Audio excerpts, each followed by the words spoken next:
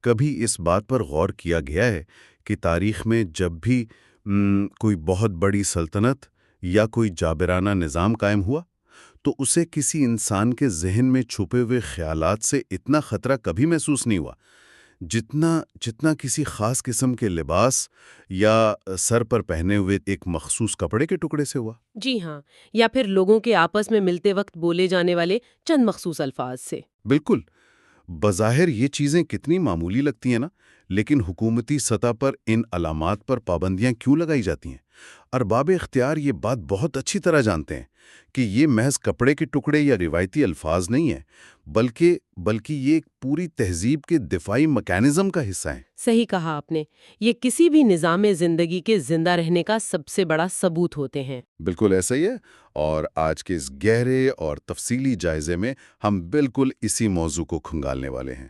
ہمارے پاس محمد فاروق راشد صاحب کا تحریر کردہ ایک انتہائی بہت ہی فکر انگیز مضمون موجود ہے۔ یہ مضمون بنیادی طور پر شاعر اسلام یعنی اسلامی علامات، نشانیوں اور ایک تہذیب کے اندر ان کے کردار کا تجزیہ کرتا ہے۔ اور اس مضمون کی جو سب سے خاص بات مجھے لگی وہ یہ ہے کہ یہ صرف روایتی انداز میں مذہبی رسومات کی کوئی فہرست پیش نہیں کرتا۔ مصنف نے بڑی مہارت سے اس بات کا تجزیہ کیا ہے کہ کس طرح ایک نظریہ، جو کہ ظاہر غیر مادی چیز ہے، وہ معاشرے میں اپنا طبعی اور جسمانی وجود برقرار رکھتا ہے۔ اچھا، تو مطلب وہ نظریے کو ایک عملی شکل دے رہے ہیں۔ بالکل، اگر ہمیں علامات کی نفسیات اور عمرانیات یعنی سوسیولوجی کو سمجھ لینا تو ہمیں اندازہ ہوگا کہ یہ بظاہر چھوٹی چھوٹی چیزیں دراصل کسی بھی معاشرے کو بکھرنے سے بچانے کے لیے کتنی ضروری ہیں۔ چلیں اس بات کی تہہ تک پہنچتے ہیں۔ ہم سب اپنی روزمرہ کی زندگی میں سینکڑوں علامات دیکھتے ہیں، ٹریفک سگنل سے لے کر بڑی بڑی کمپنیوں کے لوگوز تک، لیکن مصنف جب شاعر اسلام کی بات کرتے ہیں تو وہ اسے ایک بالکل ہی مختلف اور اعلیٰ درجے پر رکھتے ہیں۔ مجھے ذرا یہ سمجھائیں کہ آخر ایک عام علامت اور ان شعائر میں یعنی بنیادی فرق کیا ہے؟ یہاں جو بات سب سے زیادہ حیران کن ہے وہ یہ ہے کہ عام علامات کا مقصد صرف معلومات دینا ہوتا ہے، مطلب کسی مادی چیز کی پہچان کروانا، جیسے آپ نے سگنل کی مثال دی۔ لیکن شعائر کا معاملہ اس سے الگ ہے۔ جی بالکل، شاعر اسلام کا تعلق براہ راست انسانی نفسیات اور اس کی اندرونی روحانی حالت سے جڑا ہوا ہے۔ مصنف نے اپنے مضمون میں قرآن مجید کی ایک بہت ہی گہری آیت کا حوالہ دیا ہے کہ جو شخص اللہ کے شاعر کی تعظیم کرتا ہے تو یہ دلوں کے تقوی کی نشانی ہے۔ اب یہاں ایک لمحے کے لیے رک کر اس پر غور کرنے کی ضرورت ہے۔ واہ، ایک بیرونی جسمانی علامت کو انسان کے سب سے اندرونی احساس کے ساتھ جوڑ دیا گیا ہے۔ بالکل، ایک مخفی احساس یعنی تقوی کے ساتھ۔ مجھے یہاں تھوڑی سی الجھن ہو رہی ہے، کیونکہ تقوی تو ایک بہت ہی روایتی قسم کی مذہبی اصطلاح ہے نا۔ اگر ہم اسے آج کی جدید نفسیات یا فلسفے کی زبان میں سمجھنا چاہیں تو اس کا کیا مطلب ہوگا؟ کیونکہ عموماً تو اسے صرف ایک ڈر یا خوف کے معنوں میں ہی لیا جاتا ہے۔ یہ بہت اہم نکتہ ہے۔ دیکھیں، تقوی محض خوف کا نام ہرگز نہیں ہے۔ اگر ہم اسے آج کے دور کی زبان میں بیان کریں تو یہ انٹرنل مورل ویجیلنس یا اندرونی اخلاقی نگرانی کا نام ہے۔ یہ ایک طرح کا ایسا روحانی شعور ہے جہاں انسان ہر وقت یہ محسوس کرتا ہے کہ اس کا ہر عمل کسی اعلیٰ طاقت کی نظر میں ہے۔ اچھا، تو یہ ایک طرح کا اندرونی الارم سسٹم ہے۔ جی، اور اب مصنف یہ دلیل دے رہے ہیں کہ یہ جو اندرونی اخلاقی نگرانی کا نظام ہے یہ محض خیالات کے حد تک زندہ نہیں رہ سکتا۔ انسانی نفسیات کا یہ خاصہ ہے کہ جو چیز اسے طبعی دنیا میں یا باہر نظر نہیں آتی نا، وہ آہستہ آہستہ اس کے ذہن سے بھی محو ہو جاتی ہے۔ Out of sight out of mind والا حساب ہے۔ بالکل، اس لیے اس اندرونی شعور کو زندہ رکھنے کے لیے بیرونی علامات یعنی شعائر کی اتنی سخت ضرورت پڑتی ہے۔ مطلب یہ کہ ایک طرح کا کیا کہتے ہیں اسے، سائیکوسومیٹک ربط موجود ہے۔ جو چیز انسان کے اندر چل رہی ہے وہ باہر نظر آنی چاہیے، اور جو باہر اس کے حواس محسوس کر رہے ہیں وہ اس کے اندرونی عقیدے کو مسلسل ریچارج کر رہے ہیں۔ 100% درست۔ لیکن یہاں ایک سوال پیدا ہوتا ہے، اور میں تھوڑا سا اس نقطے کو چیلنج کرنا چاہوں گا۔ آج کی جدید دنیا کا سب سے مقبول نظریہ یہ ہے کہ مذہب یا عقیدہ انسان کا انتہائی نجی اور پرائیویٹ معاملہ ہے۔ جی بالکل کہا جاتا ہے ایسا۔ تو پھر یہ دلیل دی جاتی ہے کہ اگر دل میں اچھائی ہے اور ایک ذاتی تعلق قائم ہے تو اسے معاشرے میں ظاہر کرنے کی کیا ضرورت ہے؟ مصنف اس نجی معاملے کو لباس، حلیے اور پردے جیسی کھلی اور ظاہری چیزوں کے ساتھ کیوں جوڑ رہے ہیں؟ کیا اندر کی سچائی کافی نہیں ہے؟ یہ آج کے دور کا واقعی سب سے بڑا مباحثہ ہے کہ شناخت کو نجی ہونا چاہیے یا عوامی۔ مصنف اس دلیل کا بہت خوبصورتی سے جواب دیتے ہیں۔ وہ بتاتے ہیں کہ اسلام صرف ایک فرد کی نجات کا خاکہ نہیں دیتا۔ مطلب صرف میری ذات تک محدود نہیں ہے معاملہ؟ نہیں، بالکل نہیں۔ یہ ایک پورے معاشرے کی تعمیر کا دعوے دار ہے، اور جہاں بات معاشرے کی ہو نا تو وہاں چیزیں نجی نہیں رہ سکتی۔ مصنف واضح کرتے ہیں کہ اسلامی لباس، باوقار حلیہ، مردوں کا مخصوص وقار اور خواتین کے لیے حجاب یا پردہ، یہ محض کپڑوں کے چند ٹکڑے نہیں ہیں۔ تو پھر یہ کیا ہیں دراصل؟ یہ دراصل ایک تہذیبی اور اخلاقی پیغام ہے جو معاشرے کو دیا جا رہا ہوتا ہے۔ مطلب جب ایک انسان اس مخصوص حلیے کے ساتھ گھر سے نکلتا ہے نا، تو وہ اپنے ارد گرد کے لوگوں کی توقعات کو سیٹ کر رہا ہوتا ہے۔ اچھا، یعنی وہ بنا کچھ کہے بہت کچھ کہہ رہا ہوتا ہے۔ جی ہاں، وہ ایک چلتا پھرتا اعلان ہوتا ہے کہ بھائی میں فلاں اقدار پر یقین رکھتا ہوں اور آپ مجھ سے اسی اخلاقی دائرے میں رہ کر بات کر سکتے ہیں۔ واہ، یہاں مجھے ایک بہت زبردست تشبیہ ذہن میں آ رہی ہے۔ آج کل کی ٹیکنالوجی کی زبان میں اگر میں اسے بیان کروں تو یہ کچھ ایسا ہے جیسے کوئی اوپن سورس سافٹ ویئر ہوتا ہے۔ دلچسپ، وہ کیسے؟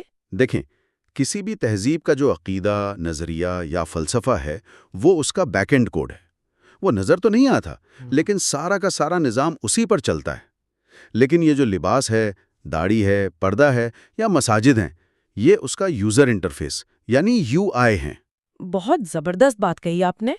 تو اگر آپ کسی ایپ کا فرنٹ اینڈ یا انٹرفیس ہی ڈیلیٹ کر دیں تو پیچھے چاہے جتنا مرضی شاندار کوڈ لکھا ہو، عام انسان اس سے کیسے کوئی تعلق جوڑ پائے گا؟ وہ سسٹم تو آہستہ آہستہ متروک ہو جائے گا۔ یہ واقعی ایک بہت طاقتور تشبیہ ہے اور مضمون کے مرکزی خیال کو بالکل واضح کر دیتی ہے۔ اگر آپ کا انٹرفیس غائب ہو گیا تو یوزرز یعنی معاشرے کے افراد اس نظریے سے رابطہ کھو دیں گے۔ اور مصنف اسی بات کو ایک قدم اور آگے لے جاتے ہیں۔ اچھا، وہ کیسے؟ دو صرف انفرادی لباس تک محدود نہیں رہتے بلکہ وہ باقاعدہ اداروں کی بات کرتے ہیں۔ وہ بتاتے ہیں کہ علماء کرام، مساجد، مدارس اور خطباء بھی انہی شعائر کا ایک بہت بڑا حصہ ہے۔ یعنی افراد کے ساتھ ساتھ انفراسٹرکچرز بھی ضروری ہیں۔ جی، اور اگر آپ کی اسی ٹیکنالوجی والی تشبیہ کو استعمال کروں تو یہ ادارے دراصل وہ سرورز اور ڈیولپرز ہیں جو اس انٹرفیس کو چلاتے اور محفوظ رکھتے ہیں۔ اور یہ بات سمجھ میں بھی آتی ہے۔ اگر مدارس یا علماء نہ ہوں تو یہ علم اگلی نسل تک کیسے جائے گا؟ کوئی ہوا میں تو علم منتقل نہیں ہو سکتا نا، اس کے لیے طبعی اور فزیکل مراکز چاہیے ہوتے ہیں۔ بالکل، مصنف کا موقف یہ ہے کہ جب ہم ان اداروں کا اور علماء کرام کا احترام کرتے ہیں تو ہم دراصل کسی شخص کی پرستش نہیں کر رہے ہوتے، بلکہ ہم اس علم کی اور اس تہذیبی یادداشت کی تعظیم کر رہے ہوتے ہیں جو وہ اپنے سینوں میں محفوظ کیے ہوئے ہیں۔ صحیح۔ مساجد محض اینٹ اور پتھر کی عمارتیں تو نہیں ہیں نا، یہ اس نظریے کی فزیکل لوکیشنز ہیں۔ یہ وہ جگہ ہیں جہاں معاشرہ روزانہ کی بنیاد پر اپنے عقیدے کو ریکیلیبریٹ کرتا ہے۔ تو ہم نے یہ سمجھ لیا کہ انفرادی سطح پر لباس اور معاشرتی سطح پر ادارے کیسے اس تہذیب کا خاکہ بناتے ہیں، لیکن کوئی بھی عمارت صرف دیواروں سے تو آباد نہیں ہوتی نا، اس میں زندگی بھی تو ہونی چاہیے۔ اس انٹرفیس کو متحرک رکھنے کے لیے اس پر روزانہ کی بنیاد پر کچھ ایکٹیویٹی بھی تو ہونی چاہیے۔ بالکل، اور یہی عبادات کا کردار آتا ہے۔ جی، تو مضمون عبادات کو کس طرح اس ساری تصویر میں فٹ کرتا ہے؟ کیونکہ عموماً تو عبادت کو ایک انتہائی تنہائی کا یا ذاتی عمل سمجھا جاتا ہے۔ اگر ہم اسے وسیع تر تناظر میں دیکھیں تو مصنف نے عبادات کو تنہائی کا نہیں بلکہ ایک زبردست اجتماعی اور عمرانی یعنی سوشیولوجیکل عمل کے طور پہ پیش کیا ہے۔ مثال کے طور پر وہ اذان کی بات کرتے ہیں۔ اذان جی، اذان صرف گھڑی دیکھ کر وقت بتانے کا نام نہیں ہے۔ عمرانیات کے ماہرین کہتے ہیں کہ جب کسی بستی میں ایک ہی وقت میں ایک ہی آواز گونجتی ہے تو وہ اس پورے علاقے کے لیے ایک طرح کا اینکر کا کام کرتی ہے۔ اچھا، ایک مرکز فراہم کر دیا سب کو۔ بالکل، وہ اس پورے معاشرے کے وقت اور جگہ کو ایک مرکز کے ساتھ جوڑ دیتی ہے۔ اسی طرح باجماعت نماز کو دیکھ لیں، جہاں معاشرے کے تمام طبقات، چاہے کوئی کتنا ہی امیر ہو یا غریب، ایک ہی صف میں کھڑے ہو کر ایک ہی حرکات کو ہم آہنگی کے ساتھ ادا کرتے ہیں۔ یہ ہم آہنگی والی بات بہت اہم ہے۔ میں نے کہیں پڑھا تھا کہ جب انسان اجتماعی طور پر ایک جیسی حرکات کرتے ہیں تو ان کے اندر ایک خاص قسم کا گروہی تعلق اور ہمدردی پیدا ہوتی ہے۔ بالکل درست، نفسیاتی طور پر یہ ثابت شدہ ہے۔ تو اس کا مطلب ہے کہ باجماعت نماز صرف خدا کی عبادت نہیں ہے، بلکہ یہ معاشرے کے اندر موجود طبقاتی فرق کو، جو اونچ نیچ ہوتی ہے، اسے روزانہ کی بنیاد پر مٹانے کی ایک نفسیاتی مشق بھی ہے۔ آپ نے بالکل درست نتیجہ نکالا، اور بات صرف روزانہ کی نمازوں تک ہی محدود نہیں ہے۔ مصنف رمضان المبارک اور پھر حج و عمرہ کے مناسک کا بھی بڑی تفصیل سے ذکر کرتے ہیں۔ حج تو ویسے بھی سب سے بڑا اجتماع ہے۔ جی، حج کی مثال نے دنیا بھر سے لاکھوں لوگ آتے ہیں، مختلف زبانیں بولنے والے، مختلف ثقافتوں سے تعلق رکھنے والے، سب اپنی مقامی پہچان کو چھوڑ کر ایک ہی سفید لباس یعنی احرام میں جمع ہو جاتے ہیں۔ واہ، یہ تو واقعی ایک decentralised global network کی سب سے شاندار مثال لگتی ہے۔ بالکل، یہ علامات اتنی طاقتور ہیں کہ یہ ایک انڈونیشین کو ایک افریقن اور ایک عرب کے ساتھ ایک ہی شناخت کے دھاگے میں پرو دیتی ہیں۔ یہ واقعی سوچ کو وسعت دینے والا نظریہ ہے، اور میں دیکھ رہا ہوں کہ مضمون میں صرف ان بڑی عبادات کا ہی ذکر نہیں ہے۔ مصنف نے روزمرہ کی معاشرتی عادات کو بھی شاعر میں شامل کیا ہے، جیسے آپس میں ملتے وقت السلام علیکم کہنا۔ جی، سلام کرنا بھی ایک باقاعدہ شعار ہے۔ اب ذرا سوچیں، ہم دن میں کتنی بار یہ کہتے ہیں اور ہمیں شاید احساس تک نہیں ہوتا کہ ہم کتنا بڑا کام کر رہے ہیں۔ اس سلام کے پیچھے کیا منطق ہے؟ اس کے پیچھے بہت گہری معاشرتی سائنس چھپی ہے۔ جب دو اجنبی یا دو جاننے والے ملتے ہیں نا، تو عام طور پر ان کا رشتہ ایک لین دین یا بس رسمی نوعیت کا ہوتا ہے۔ صحیح۔ لیکن جب ایک شخص دوسرے کو سلامتی کی دعا دیتا ہے تو وہ اس تعلق کو فوری طور پر ایک رسمی سطح سے اٹھا کر ایک روحانی اور برادری کی سطح پر لے آتا ہے۔ وہ ایک مائکرو لیول کا بھروسہ قائم کرتا ہے۔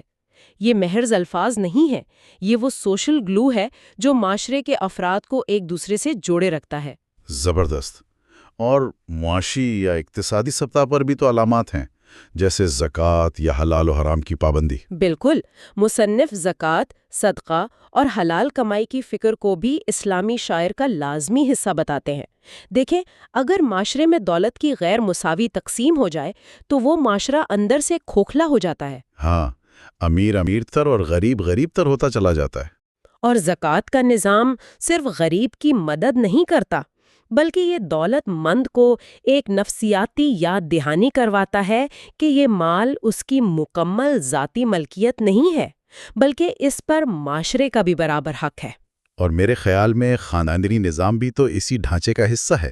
جی ہاں، خاندانی نظام کی حفاظت کے لیے نکاح کو آسان بنانا اور امر بالمعروف و نہی عن المنکر یعنی بھلائی کا حکم دینا اور برائی سے روکنا، یہ سب مل کر اس تہذیب کا ایک ایسا متحرک اور زندہ کلچر بناتے ہیں جو روزمرہ کی زندگی میں باقاعدہ سانس لیتا ہے۔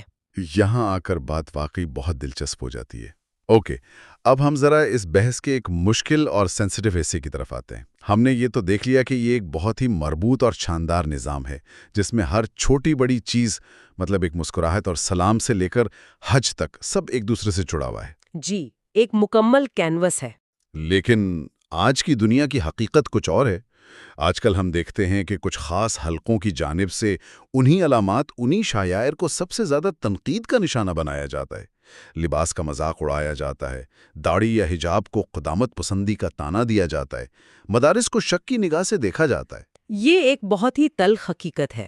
میرا سوال یہ ہے کہ، اور میں یہاں واقعی ایک نقاد کا نقطہ نظر سامنے رکھنا چاہتا ہوں، کہ کیا اس تنقید میں واقعی کوئی وزن نہیں ہے؟ مطلب جب ایک جدید اور کثیر الثقافتی معاشرے میں ہر کوئی اپنی شناخت کا اتنا زوردار اور اعلانیہ اظہار کرے گا تو کیا اس سے معاشرے میں دراڑیں نہیں پڑیں گی؟ کیا اس سے ایک قسم کی تقسیم پیدا نہیں ہوگی؟ یہ ایک انتہائی معقول اور آج کے دور کا سب سے چبھتا ہوا سوال ہے۔ مصنف اس مضمون میں اس مسئلے کا تجزیہ بہت گہرائی سے کرتے ہیں۔ وہ یہ تسلیم کرتے ہیں کہ آج کے دور میں شاعر کا مذاق اڑانے یا انہیں فرسودہ قرار دینے کا ایک باقاعدہ رجحان بن چکا ہے۔ ہاں، فیشن بن گیا ایک طرح کا۔ لیکن مصنف کے نزدیک اس تنقید کا نتیجہ معاشرے کی بہتری یا کسی نام نہاد آزادی کی صورت میں نہیں نکلتا، بلکہ یہ ایک خوفناک فکری انتشار کو جنم دیتا ہے۔ فکری انتشار؟ اس سے مصنف کی کیا مراد ہے؟ ذرا اسے کھول کر بیان کریں۔ دیکھیں، جب کسی معاشرے کے افراد اپنی ہی تہذیب کی بنیادی علامات اور ان اداروں پر شک کرنے لگتے ہیں جنہوں نے صدیوں سے ان کی شناخت کو جوڑے رکھا ہے، تو معاشرہ اپنی سمت ہی کھو بیٹھتا ہے۔ ایک بھٹکی ہوئی قوم بن جاتا ہے۔ بالکل۔ فکری انتشار کا مطلب یہ ہے کہ آپ نے پرانی عمارت تو گرا دی، لیکن آپ کے پاس اس کی جگہ کوئی نیا اور پائیدار متبادل موجود ہی نہیں ہے۔